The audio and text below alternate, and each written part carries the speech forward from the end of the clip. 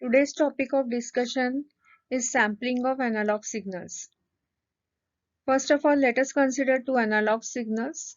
One analog signal, first analog signal with the frequency 10 Hz and the second analog signal with the frequency 50 Hz.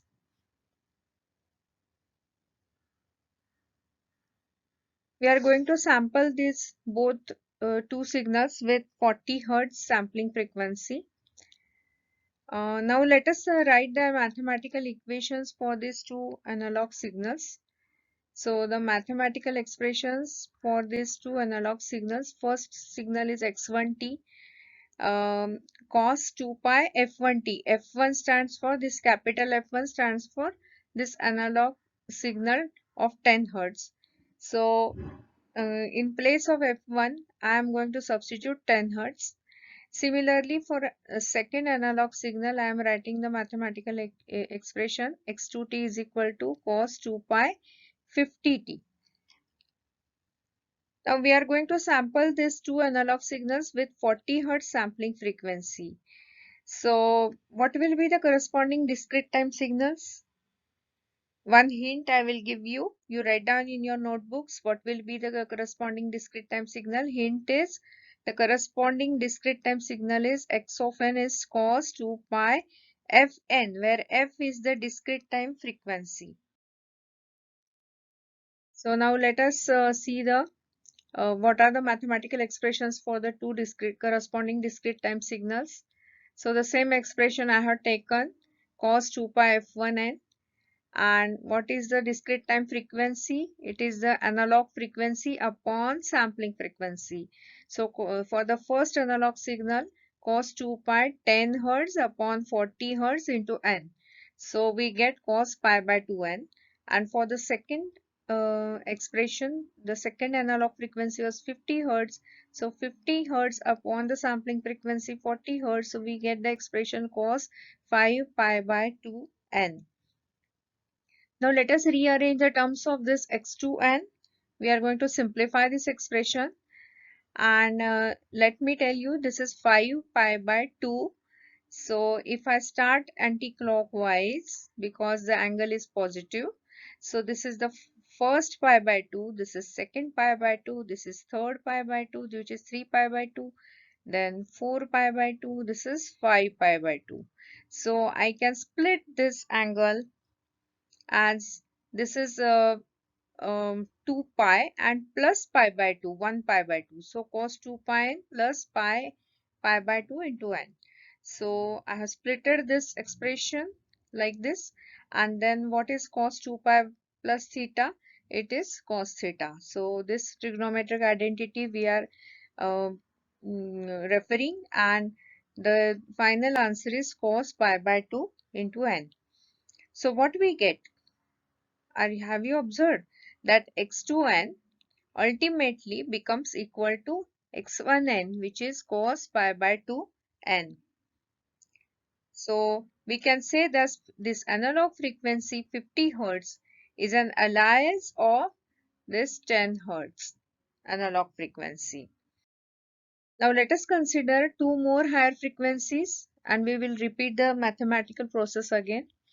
So now I am going to consider the third analog frequency 90 Hz and fourth analog frequency 130 Hz. Now how I have chosen these analog frequencies? See, the fundamental frequency was 10 Hz, and then I have taken the sampling frequency 40 Hz. So 10 plus 40, the second analog frequency was 50 Hz. Now 10 plus 2 into 40. So that will become 90 Hz. 10 plus 3 into 40, that is 130 Hz. Like this I have chosen the higher analog frequencies. Now let us write the mathematical expressions for those analog signals. So x3t will be cos 2 pi 90t and x4t will be cos 2 pi 130t. Now let us write the expressions, mathematical expressions for the corresponding discrete time signals. So x3n is cos 2 pi, 90 is the analog frequency upon sampling frequency is 40, and that is cos 9 pi by 2n. So I am going to again simplify this x3n further. In a similar fashion which I have shown you for 5 pi by 2n, so I get cos 4 pi n plus pi by 2n. So ultimately it becomes cos pi by 2n. So which is nothing but same as x1n. So you repeat the process for x4n and you verify what you get. So you will get that you will conclude that 90 Hz and 130 Hz are also an alias of 10 Hz.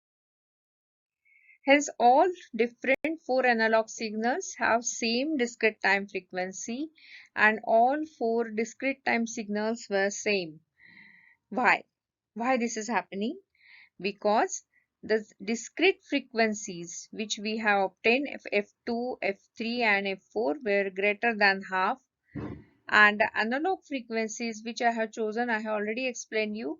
The second analog frequency was F1 plus Fs, that is 10 plus 40, that is equal to 50. So it is a multiple of sampling frequency, and F3 is F1 plus 2 Fs, F4 was F1 plus 3 Fs.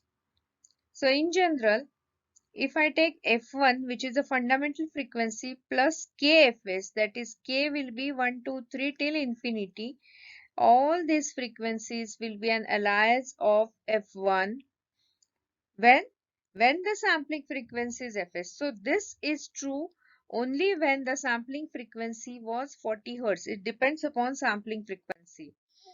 Therefore, the maximum analog signal frequency, F maximum, that can be described in discrete domain is Fs by 2. Corresponding to maximum discrete time frequency is F maximum is half. So if the maximum analog frequency is greater than Fs by 2, then the corresponding discrete time frequency will be greater than half and aliasing will occur. This is what we have done the case study and we have verified that the aliasing is occurring. And therefore Fs by 2 is called as folding frequency. Why it is called as folding frequency? Because if all input analog frequencies, if greater than Fs by 2, they get aliased, that is folded or reflected and take the identity of low frequencies. So the conclusion of today's learning is to avoid aliasing, the sampling frequency Fs must be greater than 2F maximum.